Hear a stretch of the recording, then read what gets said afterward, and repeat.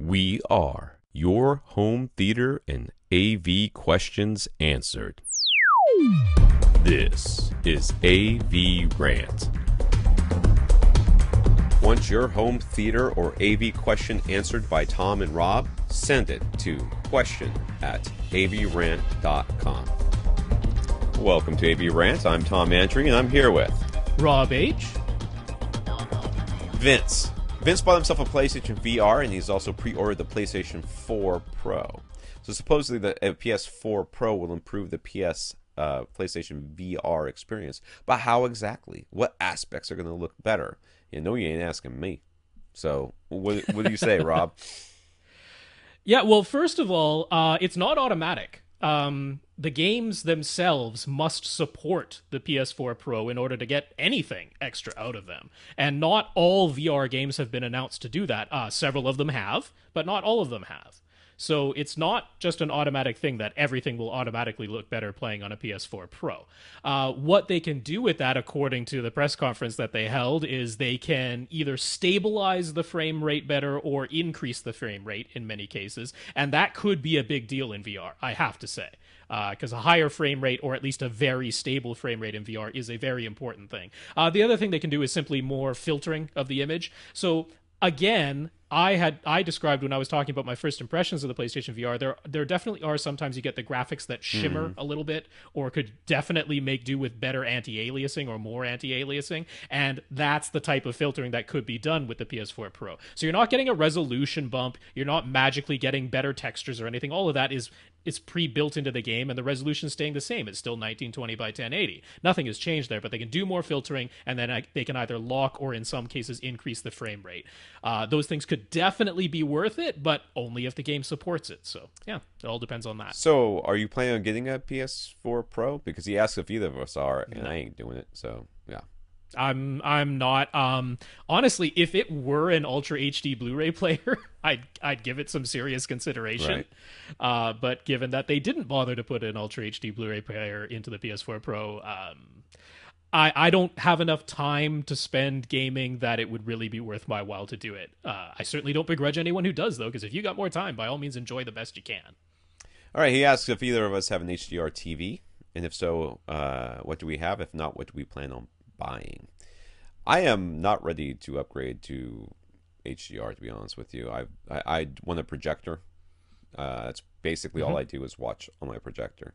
So those prices have not come down near to the point that I would be comfortable purchasing right now. And so I'm keeping my eyes open, my ears open, but I'm not there yet. No, I don't have HDR yet. I technically do have a 4K resolution TV, although it doesn't have HDCP 2.2, so it's basically useless for that.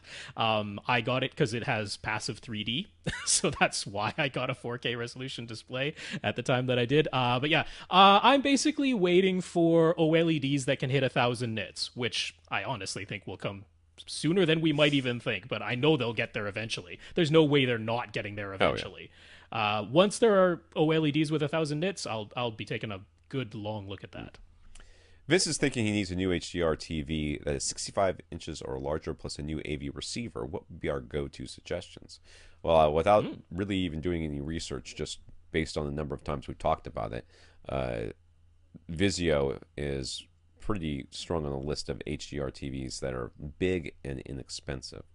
Other than that, there are it depends on how much you want to spend. I mean, he didn't really give us a price point here that I'm seeing. So no, he didn't give us a price range there. Yeah. Sony would be the other one that would come to my mind. Would be the only other one that would come to my mind. Yeah, so I mean, those LG OLEDs, the B6 model, they have slashed the prices on those things.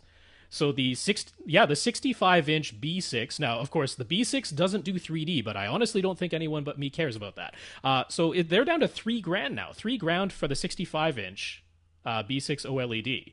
That's pretty impressive. Like I say, I'm personally waiting for OLEDs to get to 1,000 nits, but if you don't care too much about that, I mean, they still look great, and they just did a firmware update for the B6s that has improved their HDR performance with HDR10 signals. Nice. So everything about those looks really nice, and the prices come down, so that's a huge contender. Then there are the Vizio P-Series, of course. You're only looking at $2,000 there for the 65-inch. And again, those support both the LG and the Vizio support Dolby Vision, which is really nice. The Sony, like their Z9D series, definitely gets a lot of praise because they are the brightest TVs out there right now. They can get to almost 2,000 nits, and they have over 600 local dimming zones, so their contrast and black levels are really, really good. But you pay a pretty penny for it because they're like $5,500, I think, for the 65-inch. It's the most expensive one. But then there's the dark horse candidate, which is, if you said you want larger, 65 inches or larger, how about 85 inches?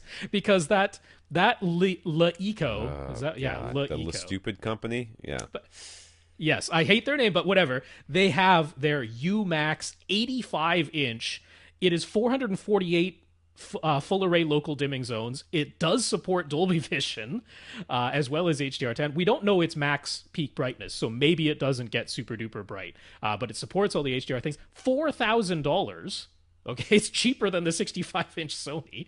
$4,000 for 85 inches. And LeEco is like, they're like, we are going to take over the TV market because they just said, they updated their website, free two-way shipping on an 85-inch TV. So what? Try it. They're like desperate to get these into people's homes. I know, free two-way shipping on an 85-inch TV, 30-day trial. Is what you get with that. If by the time I'm ready to go to HDR, like I have a 92 or whatever this 90-inch, 92-inch screen back here. If 85 inches of flat panel is available, I am going that way. It's just going to make my life a lot easier.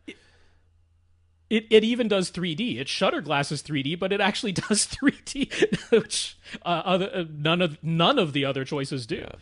So as far as receivers, that's a dark horse in there. Generally speaking, it's the go-to accessories for less, and find the thing that has all the features that you want. Because there is going to be something there that is in your price point. Yeah, no, and that has all the features. The value choice to me is certainly the Marantz right now, the Marantz SR6011. If you're looking at the newer models, you could of course look at the previous models, which are still there sometimes. But right now, the SR6011, you can get it on accessories for less for $1,000 or $999, but $1,000. It can do 11 speakers, so it has 9 amps built in. But you can increase that with an external 2-channel amp to do 11 speakers. So the only things you're missing with that 6011 that are in the higher model number Marantz and Denon models, it does not have HEOS, whole house audio built in, and it does not do Oro 3D. All right? If neither of those two things are a big deal to you, then the 6011 is the value choice. All right. Want your question answered? Send it to question@avrant.com.